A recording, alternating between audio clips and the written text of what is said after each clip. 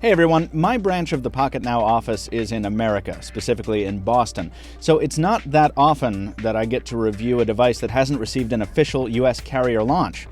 Well, today, that's changing. I'm Michael Fisher, this is Pocketnow.com, and this is the Huawei Ascend P1. Let's review it.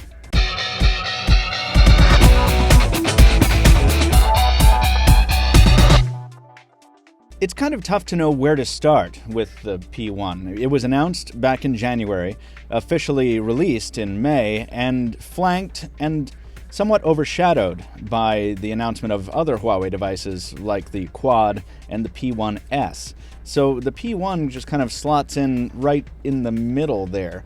It's part of Huawei's attempt to break out of its budget phone reputation, but it's not the best of the pack, so it's kind of a weird phone to try and classify.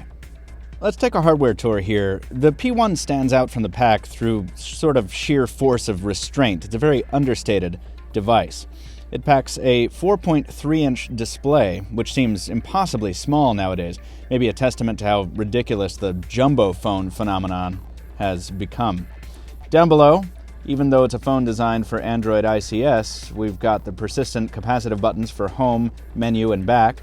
Up above, the Huawei branding, barely visible there if we can get some light on it, the earpiece grill, and the lens for the 1.3 megapixel front-facing camera. There's also a notification LED hidden behind the speaker grill, which I always like to see. And I should mention that while this device is black, there are other color options available, such as white and pink. So while we're here, let's go ahead and briefly cover what's under the hood. The P1 is powered by an OMAP 4460 chipset, a dual-core Cortex A9 CPU running at 1.5 gigahertz. That's backed up by a gig of RAM, 4 gigs of onboard storage, and microSD expansion up to 32 gigs. Around back, there aren't too many surprises. An 8-megapixel primary shooter with a dual LED flash capable of shooting in 1080p in video mode. Over to the side, barely visible here, is a noise-canceling microphone. Then there's the very pretty, I think, Huawei logo here. And down below, on this sort of Nexus S-like hump at the bottom, is the speaker grill off to the side here. The whole back is finished in this kind of carbon fiber-like pattern, which helps liven it up a bit, but the feel is straight plastic, and the smooth, slippery material really picks up skin oil readily. You'll be wiping this one on your shirt a whole lot. The real story here is on the sides. Every time I let somebody hold this phone, they remark at how slim it is, and that's for good reason.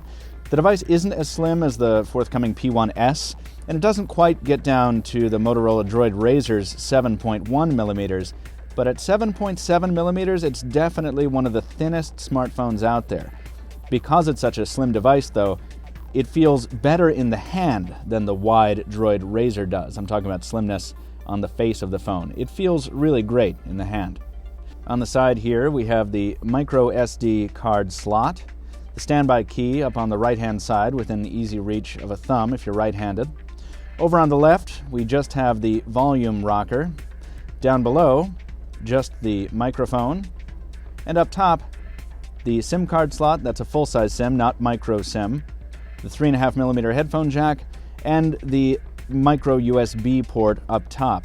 Now, as for how it feels, I'd call the experience of handling the P1 average. Huawei has sealed the 1760 mAh battery inside the device, which will be a downer for some of you, but that, plus the Corning Gorilla Glass up front, results in a casing that's very rigid. There's no creaking or flexing here. The phone feels solid. Let's talk software for a minute. Now, Huawei is running something very close to a stock Android ICS build with the P1, with the version I tested running 4.0.3. There is some customization going on here, though, with Huawei making some tweaks that are both good and bad. First, we have the lock screen, which vaguely resembles the lock screen on some of the newer builds of Motorola's Blur Skin. From here, we can unlock to the right, or we can jump directly into the camera, messaging, or phone applications. And once we're in, the next customization that is immediately apparent are these set of toggles in the notification tray. You can turn these off if you want to, but just like they are in Samsung's TouchWiz implementation, they're very, very handy to have. We also have the option to enable a custom-built Huawei launcher called 3D Home, which kind of cartoonifies the whole experience. You get these kind of bigger icons, these custom widgets, a cube-like 3D sort of switching experience, and the occasional cutesy animation like the one that happens in the calendar icon here with the waves washing up on the beach. Overall, I found responsiveness on the P1 to be superb, especially if I left it in the 2D configuration. The UI delivers a tight, quick experience with a minimum of bugs and crashes. Where it was a problem, though, was the keyboard. I keep jinxing myself. I said the keyboard on the HTC One X was bad. I said the one on the Galaxy S3 was bad. The one on the P1 makes either of those seem like a vacation. It's almost unusable. The keyboard looks inviting. It's got these big, tall keys that you can adjust, and it's got a couple different themes to choose from if you don't like the stock colors. There's even a cool feature where you swap to the side to get the numeric keypad and swap to the other side to come on back. But the minute you actually start typing on it, the disaster is evident. The user dictionary is not well calibrated, and for English at least, out of the box, and the autocorrect is shamefully bad. As a matter of fact, it's not even really working at all, and that's happening in all keyboard modes. Now, these problems even happen when I use the stock ICS keyboard or a custom one, which says to me this is a problem that runs deeper than just the skin. Maybe a later software version can fix this, but if you're a messaging or email hound, particularly with the English keyboard, I can't recommend this device just based on the keyboard performance. Let's talk about the camera for a second. The 8-megapixel shooter on the back of the P1 performed pretty well, in my experience. Given enough light, images were sharp and crisp and had good color saturation and all that kind of stuff. Lower the light a little bit, though, and you get a lot of noise that starts to creep in, with the camera's focus also suffering as well. There's also a bit of shutter lag that will cause some blur if you're not keeping your hands terribly steady. More so than on other devices I've tested recently. There are the usual array of fun features like burst shot and panorama mode, and they work fairly well. Overall, the camera experience is decidedly average. I tested the Ascend P1 on AT&T, primarily in and around the greater Boston area, and in keeping with the theme of the day, the P1's performance was, well, right about average.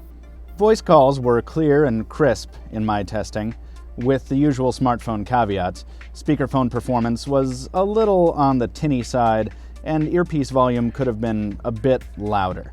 Callers said they could hear background noise from a busy city street, indicating that either Boston is noisier than I realize, or that noise-canceling mic on the back isn't doing as great a job as it could. Reception was fine over HSPA, and even Edge when I ran into a few coverage holes up in Salem. Battery life was acceptable in my tests. The device should get average users through a full day, though power users will want to keep a charger handy.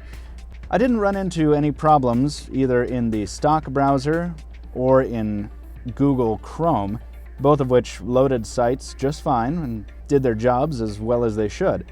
Even high-octane apps like Netflix performed well and managed to avoid sucking the battery dry while doing so.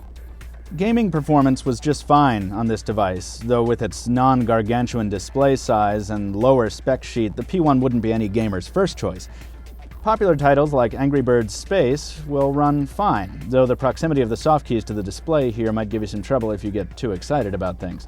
Now, as far as more graphically intense games, my go-to tester, X-Plane, might not be the most graphically intense game of the bunch, but it's still pretty beefy, and the P1 runs it just fine. You can see the full array of benchmarks in my full review at Pocketnow.com. So for my first Huawei phone, the Ascend P1 has done okay. It's a pretty average phone. It's got a lot going for it, and it's also got a few strikes against it. I like that the phone feels slim and slender in the hand, without feeling too cheap or chintzy, and I like that it fits easily in the pocket. I like the carbon fiber-like pattern on the back. That, along with the phone's slimness, helps it stand out. I like its display, which isn't the best, but certainly isn't the worst. I like its snappy UI performance, its reliable software, and the useful tweaks that Huawei has built into Android ICS. In fact, I like its software performance overall, and most of the time, I like its camera. I don't like the use of the old-style capacitive keys or the cumbersome way Huawei requires you to pull up the multitasking display. I don't like the hard corners of the device, which aren't comfortable in the palm or against the ear if you're talking on the phone. I hate the keyboard, no matter which one I'm using. And I don't like that the camera needs ideal conditions to deliver good results much of the time. Finally, while I don't really dislike its hardware design overall, I don't really like it either. While it's slim, it's very middle of the road. And really, that's what defines much of the Ascend P1 experience. I mean, besides the keyboard, it doesn't really do anything terribly, but it doesn't do a lot in an exemplary fashion either. It's a very average, very mid-range, very unremarkable device. So, if that's what you're in the market for, and you value a very slim Android phone experience, then the Ascend P1 should do you just fine. I give it a 3 out of 5. This has been Michael with Pocketnow.com. Thanks for watching our review of the Huawei Ascend P1. If you like what you saw, give us a thumbs up if you would here on YouTube. If you have something to say, please leave a comment at the post on Pocketnow.com. That's where our full review lives, and you can read our entire review there if you want to get more detailed about things. You can follow us on Twitter at PocketNowTweets. You can follow me on Twitter at Captain2Phones. That's Captain, the number 2, Phones. And stay tuned for the next video. It's coming soon. Till then, thanks for watching. We'll see you next time.